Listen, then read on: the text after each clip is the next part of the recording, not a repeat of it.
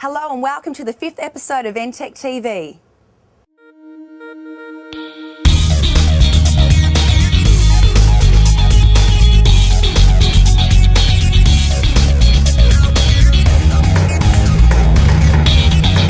In this show, we go out on location with AJ Penn, the lighting director for Lincoln Park.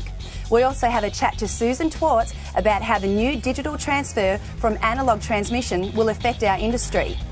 And we also speak to Trudy Dalgleish about how she lights up the smash hit musical Hairspray. But first, the ENTECH TV crew were invited to go behind the scenes with AJ Penn at their Melbourne concert, and he showed us why their concerts are so dynamic.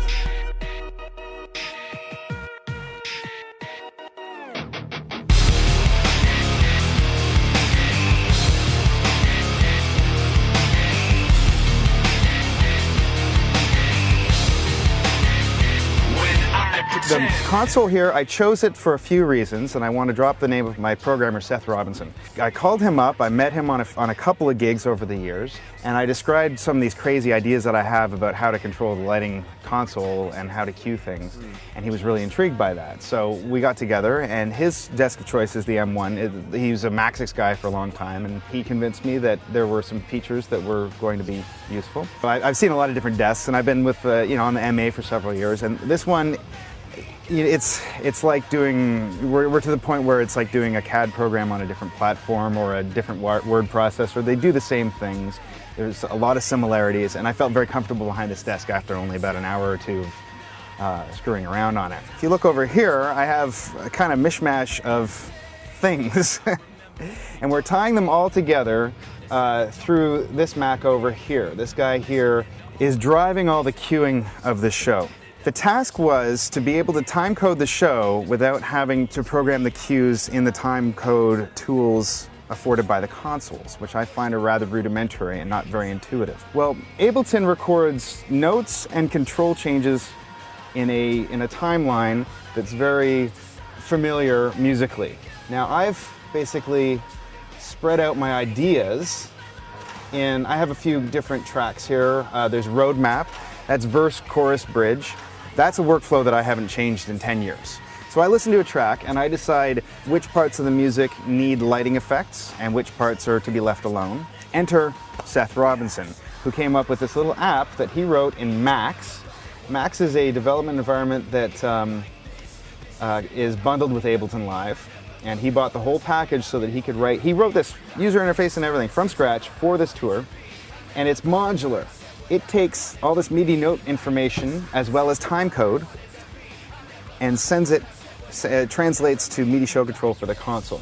So your first module here is a time code reader. When it gets a frame of time code that's in that song, it knows immediately to fire the macro that sets the console up. And that's what I would do normally. I would do that manually in my old workflow. So that's done as soon as it sees any time code in a certain range. It identifies which cue list is going to be the roadmap, and it changes the MIDI note numbers into show control to tell it which cue to go to in the roadmap. Here we have fader inputs. I can get them to follow time code. Each of these modules can follow the time code so that they change with the time code, or not, so that they're global. These modules take the playback surfaces and change them into MIDI show control. And it tells it what channel to go down, what your first start note is. For these 8 pads, it's 64. I record that on the Ableton timeline, and you have a time-coded show. Now, I feel that this setup that I got going not only enables a rigid time-code approach, but it also allows live playback, also velocity sensitive. The reason that I really like this is because these interfaces are designed for playback. They're also really inexpensive. Finally, I have a Mac Pro down here, and I'm just going to launch Media Master. Media Master on the Mac can play Quartz Composer patches. The time code is going straight into the audio input of the Macintosh using a little app called Lockstep, which is inexpensive and very reliable.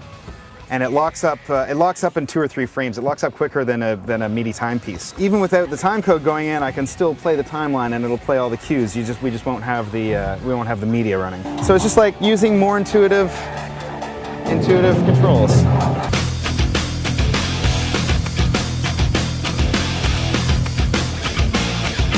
Waking a sweat again.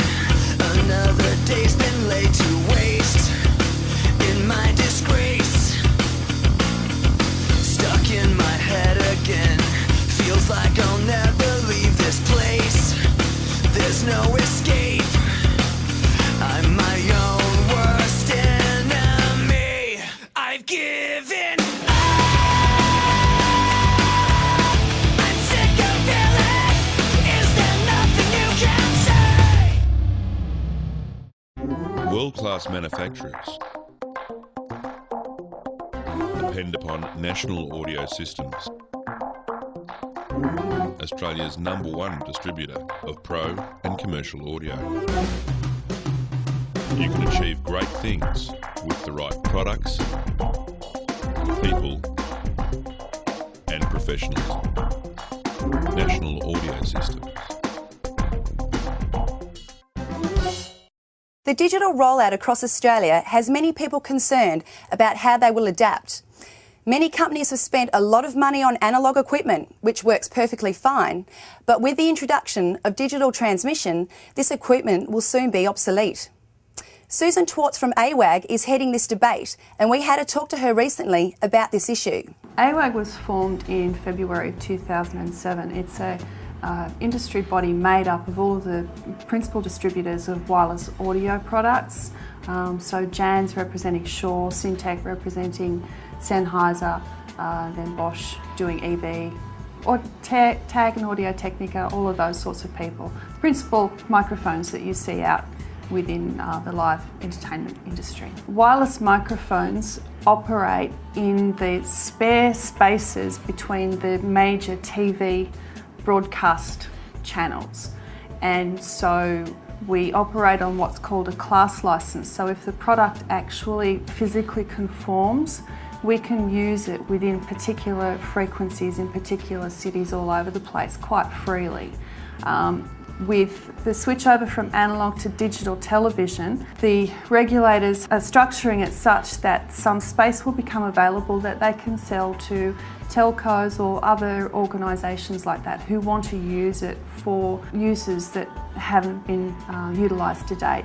The entertainment industry will not be able to use wireless audio devices above 694 megahertz and below 820 megahertz, which is about 126 megahertz of the 300 that we used to have to use. So we will now have to move all of the devices that used to operate in that particular area of spectrum down to another part of the spectrum at the lower end. Now bear in mind, we will also have to operate within the spectrum that's still available. So after all the digital television has been restacked, there will only be some spectrum available. Now AWAG has done some surveys over the past 3.5, 4 years, and it's our understanding that 80% of devices currently being used in Australia are in that 694 to 820 megahertz band.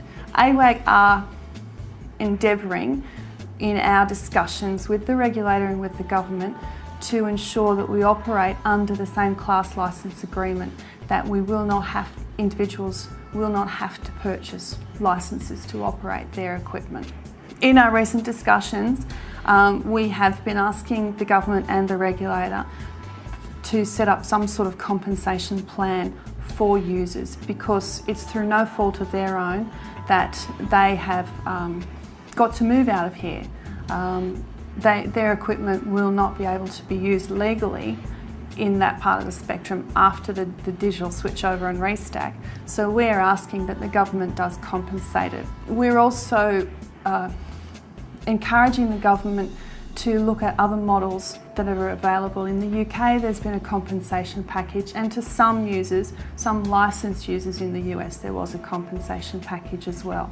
We hope that there will be a resolution soon, just so that we can say to our customers, yes, you can buy a microphone and you can operate it in this area. But we're working with the major television broadcasters, we're working with the telecommunications companies. There's a lot of people involved in the discussions.